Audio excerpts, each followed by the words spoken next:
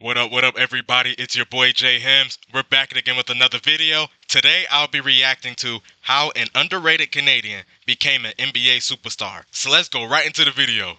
Shai Gilgeous-Alexander is one of the most physically gifted point guards of all time.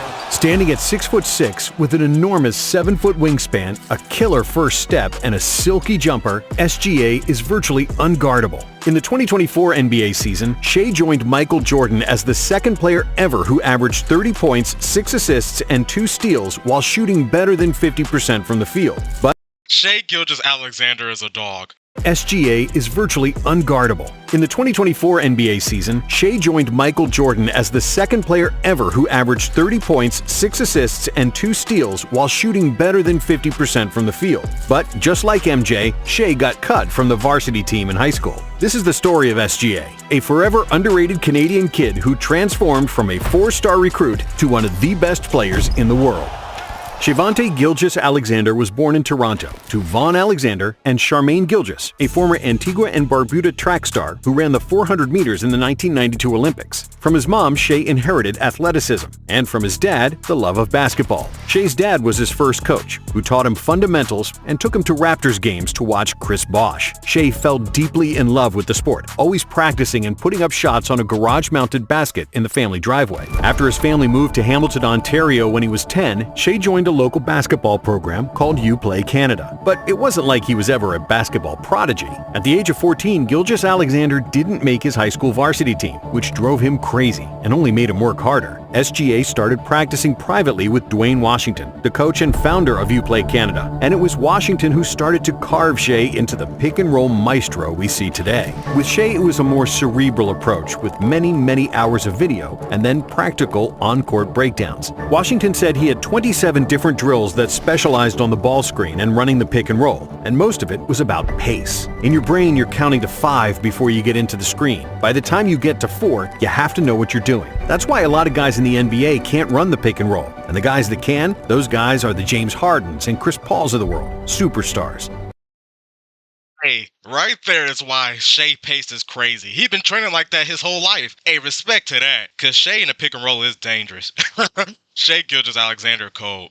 Time you get to 4, you have to know what you're doing. That's why a lot of guys in the NBA can't run the pick and roll, and the guys that can, those guys are the James Hardens and Chris Pauls of the world, superstars. And apart from team practices and private workouts with Coach Washington, Shai had another formidable opponent who always challenged him to play one-on-one. It was his first cousin, Nickeil Alexander-Walker, who currently plays for the Minnesota Timberwolves. Nickeil was just 2 months younger than Shai, so they always challenged each other. Shout out to Nickeil Alexander-Walker. He a good player in NBA. Nickeil Alexander-Walker's nice. I think he just got traded to the Hawks too. Yeah, he a good player. I like his game.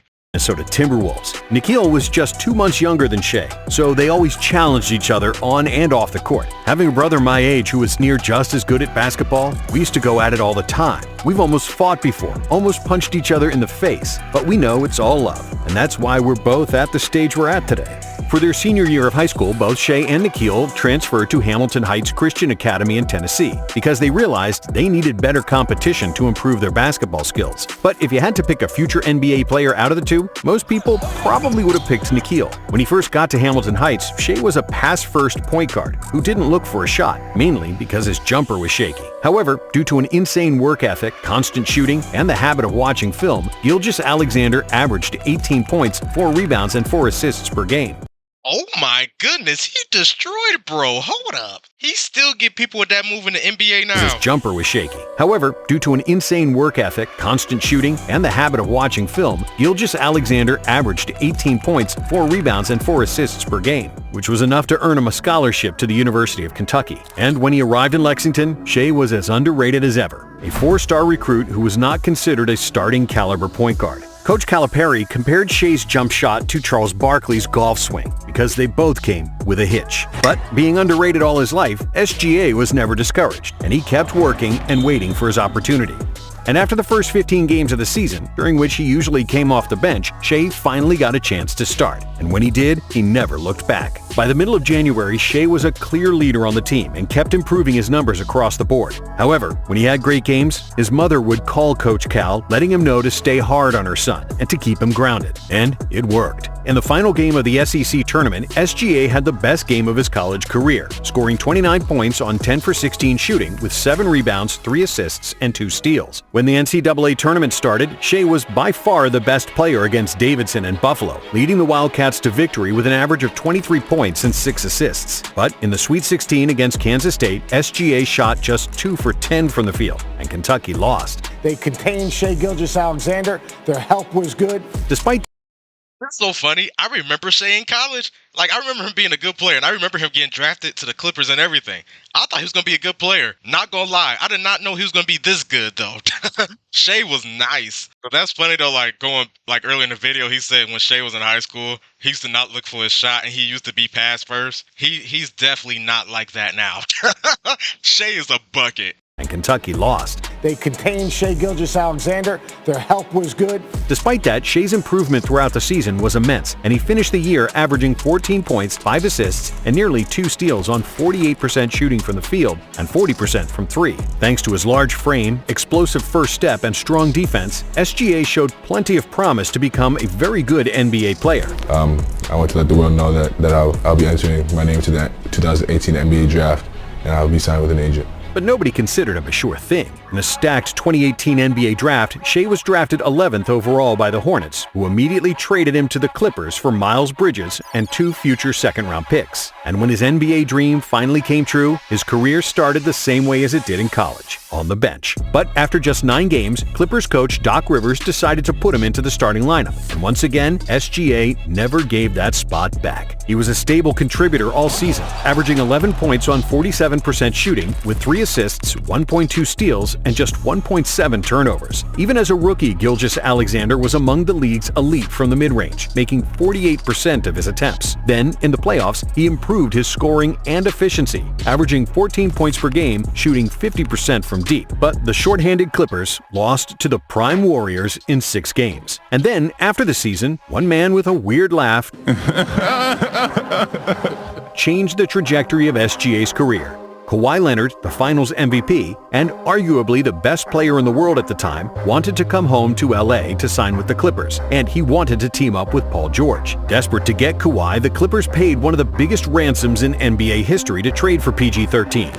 4 first-round picks, 4 unprotected future first-round picks, a protected future first-round pick, 2 pick swaps, and outstanding rookie point guard Shai Gilgeous-Alexander, Danilo Gallinari for Paul George. OKC. That is most definitely the worst trade in NBA history. If it's not the worst, it's definitely top 5. Shai Gilgeous-Alexander being traded was the best thing that happened to him for his career. Paul George, a great player, don't get me wrong. At that time, that didn't look crazy. I will admit, during that time, that didn't look crazy. You had Kawhi and Paul George as a duo. But now it looked crazy. Now it look absolutely crazy. Gilgeous-Alexander, Danilo Gallinari for Paul George. OKC had plans to tank that season in order to capitalize on all those picks. But under the tutelage of Chris Paul, SGA blossomed, and suddenly the Thunder had arguably the best backcourt in the NBA. Shai averaged 19 points, 6 rebounds, and 3 assists per game. But what was most impressive is how cold-blooded he was in the clutch, shooting 58% from the field, and he led the entire NBA in clutch steals. He was plus 106 in clutch minutes, which was second in the entire NBA, behind 58% from the field in the clutch? That is crazy. I'm telling you, though, that's the best thing that happened for Shai was to get traded. No, him and Chris Paul was cold, though. Even with the OKC team, though, I didn't think they was going to be bad for real. Yeah, Chris Paul, Shai, Danilo Gallinari, Steven Adams. Oh, no, they had Dennis Schroeder, too. I think they had, yeah, right here. Yeah, Dennis Schroeder was on the team. They had a nice squad for real. They had a nice squad for real. Of course, it wasn't a championship squad, but I wasn't surprised they made the playoffs, though. Those are a nice few players right there. They was nice. He was plus 106 in clutch minutes, which was second in the entire NBA behind teammate Dennis Schroeder. Shai's much-debated jumper had improved so much that he averaged .95 points in isolations, and his ability to score one-on-one was impressive when the game was on the line. His first step is unbelievable. It's really hard for anybody to keep him in front of him, and then he blows by you, and then again he slows it all down to sidestep people, or uses athleticism, or make the right play at the end of it. On January 13, 2020, Gilgeous-Alexander recorded his first NBA triple-double with 20 points, 10 assists, and a career-high 20 rebounds in a 117-104 win over the Minnesota Timberwolves, becoming the second player after Russell Westbrook to record a 20-20-10 stat line in the last 30 years, and the youngest ever to do it. And even though OKC lost their first-round series to the Rockets in 7 games, SGA didn't disappoint, averaging 16 points, 5 rebounds, and 4 assists in the series. But in the offseason, the Thunder realized that they needed to get younger and start to rebuild, trading Chris Paul, Danilo Gallinari, and Dennis Schroeder to get high picks in the draft. Shai wasn't happy about it, but he went along with the plan of GM Sam Presti, believing in his vision. In his third year, Shai became a clear leader on a super young Thunder team, averaging 23 points, 5 boards, and 6 assists per game. Hey, every year bro kept improving though. You see, consistency, it matters. Staying true to yourself and consistency, that matters. Cause Shai, he still play the same. He haven't changed his game like it is now. He ain't shooting a whole bunch of 3-pointers. Nah, Shai stayed true to himself, going downhill and shooting a whole bunch of mid-ranges. he always played like that. He stayed true to himself. He improved every year. It's so funny. He did a lot this past season. I still think he can be better. But that triple-double, though, I thought he was about to say 20 points, 10 rebounds, 10 assists. That 20 rebounds, I was not expecting that. I was not expecting that. But currently, right now, OKC, they got a championship. They got Shai, Jalen Williams, Chet Holmgren. I think Shai going to get better. Jalen Williams going to get better. Chet going to get better. Yeah, OKC right now, they're scary. They're scary. But the West is tough, though. The West is tough, especially this coming season. The West is real tough. Young Thunder team, averaging 23 points, 5 boards, and 6 assists per game, shooting a phenomenal 51% from the field and 42% for 3. However, after just 35 games, he suffered a tear in his foot and was ruled out for the season. This wasn't really a disaster though, because OKC was tanking anyway, and SGA was actually making them win more games than they planned to. And because they won more games, they had to settle with only the 6th pick in the draft, which they used on Josh Giddey. When the 2021-2022 season started, SGA recovered to start the year, but he struggled with minor injuries all season, playing in 56 games and marginally improving his numbers to 24 points, 5 rebounds, and 6 assists per game. But for the Thunder, it worked out because they got the 2nd pick in the draft. The Oklahoma City Thunder select Chet Holmgren from Gonzaga University.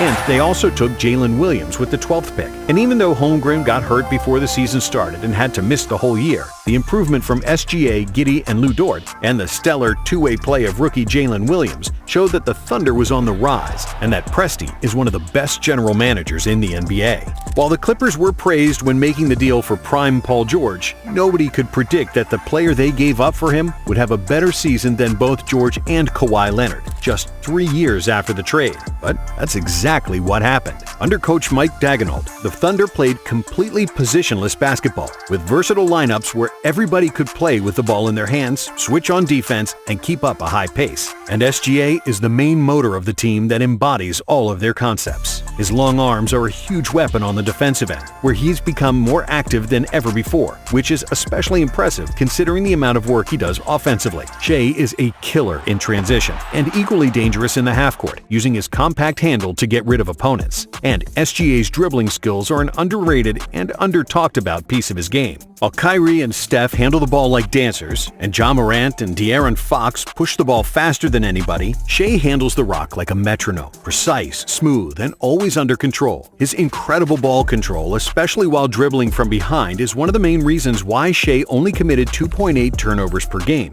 Yeah, Shai, he probably the smoothest player in the league. His pace, the handle, his jumper, how he create contact. But what I also like about Shai, though, everybody know he a great scorer. He can get to whatever spot he can on the court. He can get any shot off. He's great on the defensive end as well. He's a top 5 player in the world for sure, but I think that's why he probably top 3. He is elite on the defensive end. That's what I like about Shai the most. He's elite on both sides on the court. Today's era, we love offense, but you gotta play defense. You're winning no championships if you and your team do not play defense. Y'all could score 140 points a game if y'all want to, but if y'all giving up 150, it don't matter. You got to play defense. You got to play defense. Dribbling from behind is one of the main reasons why Shai only committed 2.8 turnovers per game, despite having the 7th highest usage rate in the entire league. His handle allows him to be a brutally good scorer. See, most players, Michael, when they come up on Murray, they don't have that extra move. And in the 2023 season, Shai transformed into a player who can get buckets from anywhere inside the three-point line. He puts tremendous pressure on defenses that often have to modify help assignments to cover his driving lanes and double him, which only made him grow as a playmaker. While his assist numbers didn't increase from the previous season, there was no doubt that he was playing smarter and putting his teammates in favorable positions. SGA averaged 31.4 points per game, shooting 51% from the field and 90% from the free throw line. That is ridiculous, yo. Okay, now imagine all I just said with Shai, and he putting up these numbers. Can you imagine if he shoot better from the three, and he get like a 50, 40, 90? It's very possible. He's a great free throw shooter, and Shai easily can shoot 50% from the field. But if Shai starts shooting 40% from three, yeah, the league is done. Especially if OKC remain to keep their core and remain to have good pieces around Shai, yeah, the league done. Oh man, that's really dangerous. Smarter and putting his teammates in favorable positions. SGA averaged 31.4 points per game, shooting 51% from the field and 90% from the free throw line. For the first time in his career, he was in the top 10 in the NBA in points in the paint, averaging 15 per game, ranking first among guards. Defenses were helpless trying to stop him from penetrating. But where he made the most progress was knowing when to attack and when to use his deadly mid-range or force fouls. His bag of tricks contains many changes of direction, Euro steps, and shot feints, which has become his specialty. His shot fake is so convincing because it's difficult to tell the difference between an authentic shot and its simulation. In both cases, Shai throws his head back and is in the same position as when he shoots. And because he knows how to force contact, SGA often forces fouls and gets to the free throw line, where he led the NBA in made free throws. And while most modern guards shoot plenty of threes, SGA plays like a 90s guard, taking only 3.6 threes per game and dominating with dribble penetration, transition points, and half-court pick and roll, something that he practiced with Dwayne Washington since he was 13. Players that can raise the level of their game in this way are a rare breed. The jump from 24.5 to 31.4 points without an increase in three-point volume is reserved for a golden group of individuals, and he finished second in most improved player voting. And when you add in his excellent defense, 1.7 steals, and a block. Wait, let me go back. This brother averaged 31, 5, and 6 and was second in most improved player? Don't get me wrong, Larry Marketing, he nice, but come on. Come on. But Shai, his game, he like an artist with scoring. Because when you watch him, he do little subtle stuff. Because every time he shoot, it's like, how he got so much space?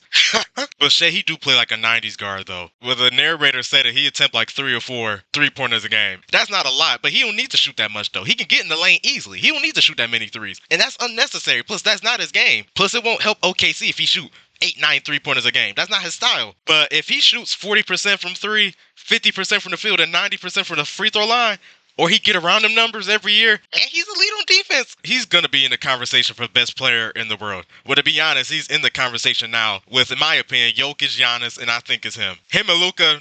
If you think Luka better than Shai, I'm not mad at it, but them three for sure in the conversation for best player in the world. Jokic, Giannis, and Shai.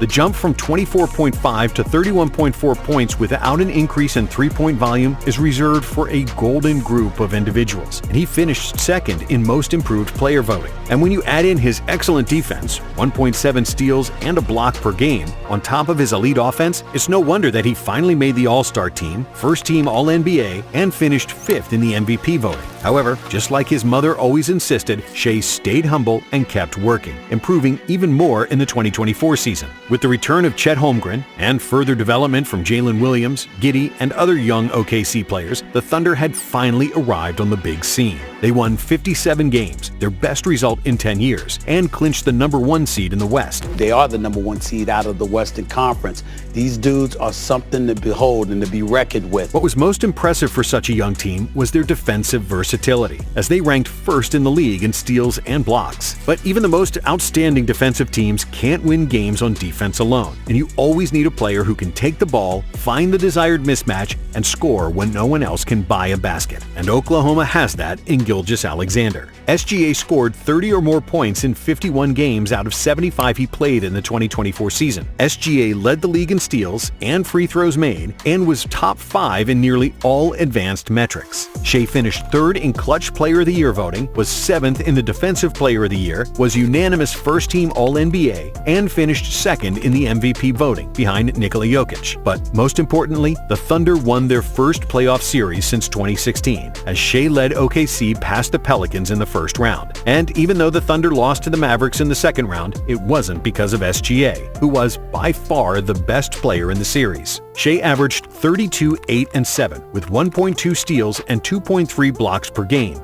You can't get mad at Shai for that. You can't get mad at Shai. He did his best. 32, 8, and 7, a steal and 2 blocks. He did his part. It's just that year, Dallas was, in my opinion, Dallas was the better team, though. I mean, they got to the finals.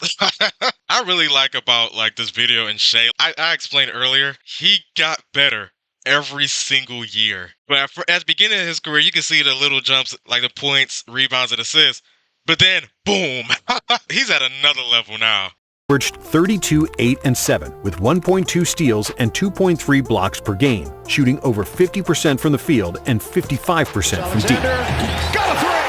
With the further development of Chet Holmgren and Jalen Williams, the gazillion draft picks they have left, and their more than $30 million in salary cap space, the Thunder have the brightest future in the NBA and will be super dangerous in years to come. But OKC's rapid rise is largely thanks to the play of one man, Shai Gilgeous-Alexander. And though he missed out on winning MVP this year, he's a pretty safe bet to get one in the future. This video was made a year ago. So a year later, just award-wise and team success together, you had the best record, led the league in scoring, MVP, Western Conference MVP, championship, and finals MVP. Oh yeah, and Shai made first team all NBA. I can't forget that. This is probably one of the best seasons ever. For sure, probably in the last 20, 25 years. For sure, top 5 seasons in the last 20, 25 years. Because there's a lot of people out there. I like Shai. I like his game. But I know a lot of people out there. Some of them don't like Shai because how he draw fouls. But all the great scorers know how to draw fouls. People I can think of instantly. Kobe, James Harden, Dwayne Wade, Kevin Durant. Elite scorers know how to get to the free throw line. That's a skill. That's easy points. Who don't want easy points? It's called free throws. They give you easy points. They give you free points. I like Shai Gilgeous-Alexander. I rock with Shai. He a great player. And I think he's definitely going to get better as well. So comment down below your thoughts about this video. Your thoughts about Shai Gilgeous-Alexander. What do you like about Shai the most? What's your favorite moment from Shai? What's your favorite game from Shai? I'm just curious to see what everyone think. Furthermore, like and subscribe. Also hit that notification bell so you won't miss another video from me. And I hope everyone have a blessed day. I'm out.